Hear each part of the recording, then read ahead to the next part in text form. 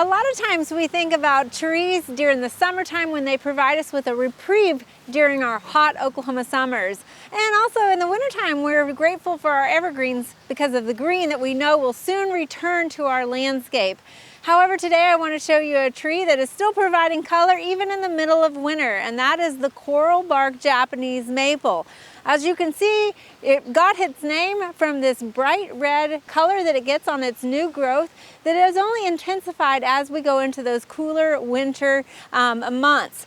Now this tree, it does like dappled shade, so especially in hotter climates like we are here in Oklahoma. So you can see it's planted here on OSU's campus on the east side of several more mature trees just east of Theta Pond. Those trees are going to provide it with that dappled shade. However, it is going to get a fair bit of morning sun, but be protected in those hot afternoon hours.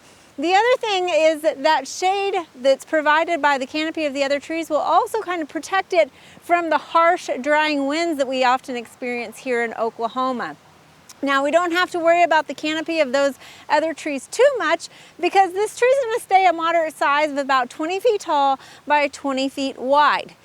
As you can see, it's got color in the wintertime, but once it starts leafing out, it's going to have more of a light green, lobed, traditional Japanese maple leaf.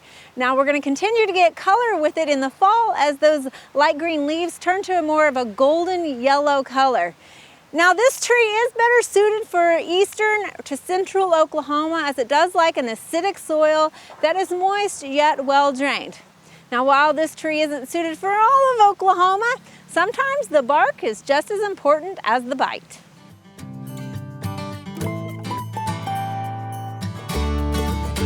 We hope you enjoyed this video as part of our Oklahoma Gardening YouTube channel. You can also find even more videos on the OK Gardening Classics YouTube channel.